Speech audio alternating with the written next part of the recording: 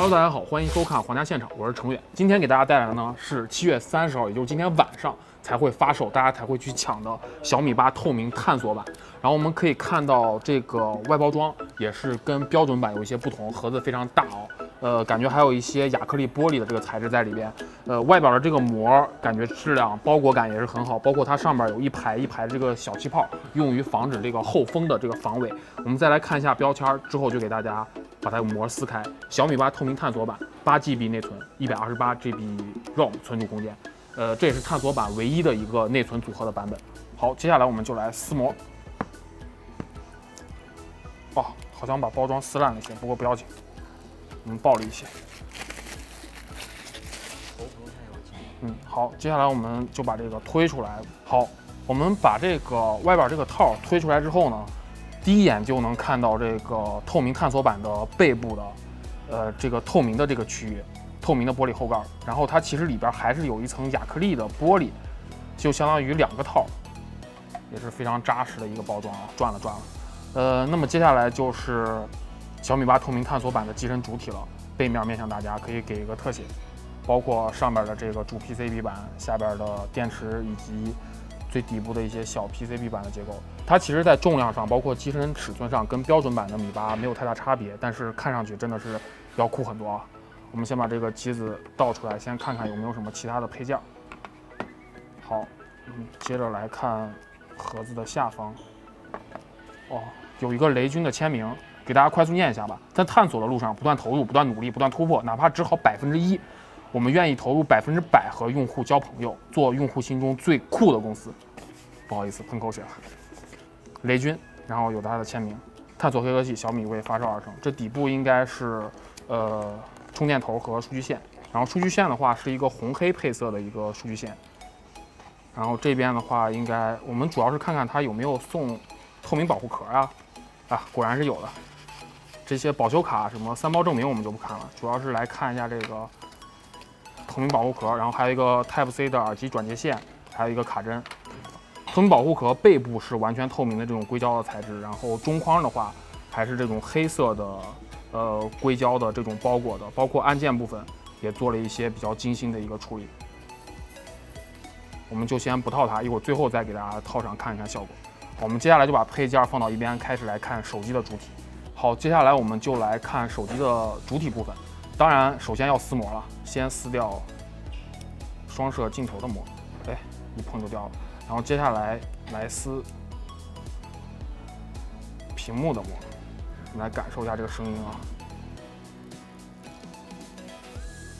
哇，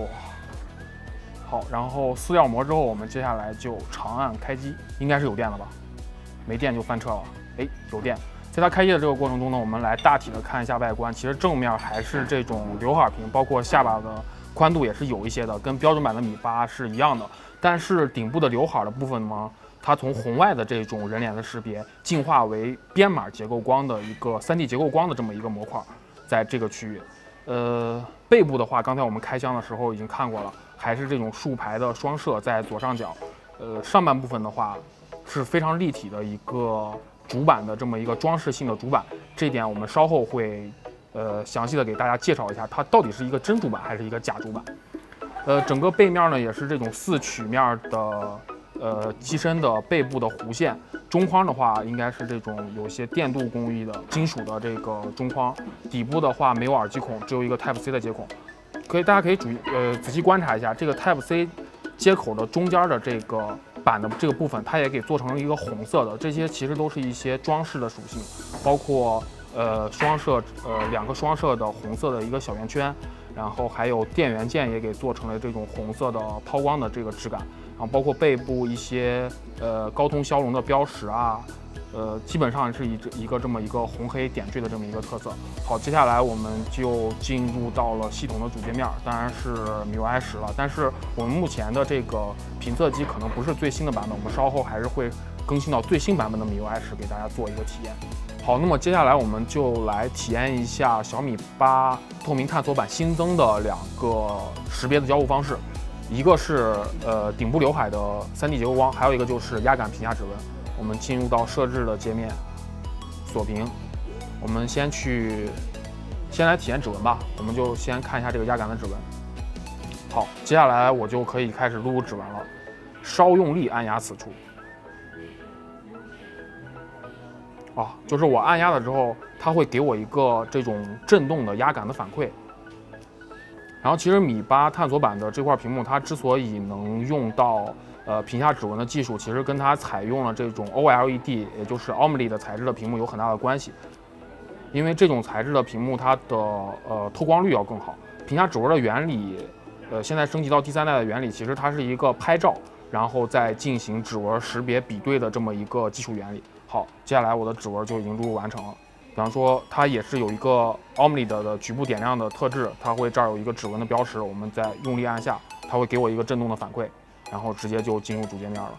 就包括你在亮屏的情况下，也是可以直接按着这块有一个震动的反馈就进入主屏幕了。整个速度我觉得还是非常快的啊，就基本上跟我这个实体指纹的解锁速度没有什么太大差别了。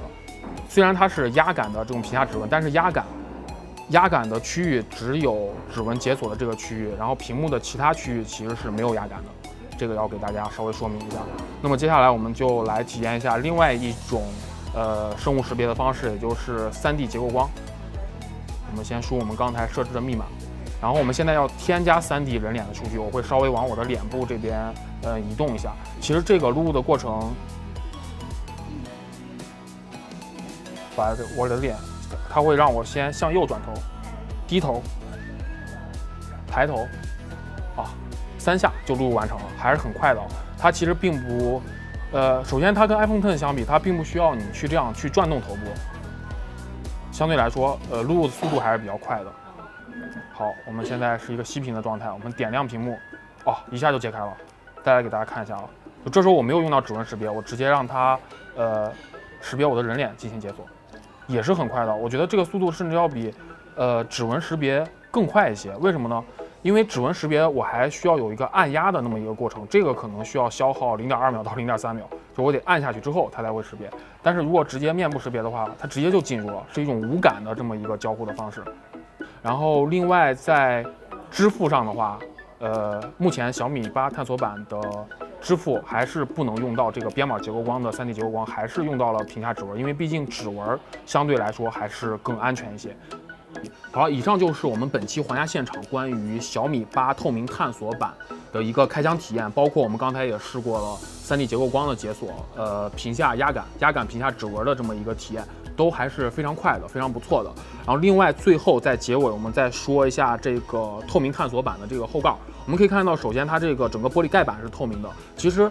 大家争议最多的一个地方就是上面这个东西它到底是一个真的主板还是说一个假的主板。然后这里给大家给出一个相对官方或者是说我们皇家评测的一个理解。首先呢，这块主板它并不是一个并不是这部手机的真正的主板，它实际上是一个装饰性的主板。也就是说，你看到的这些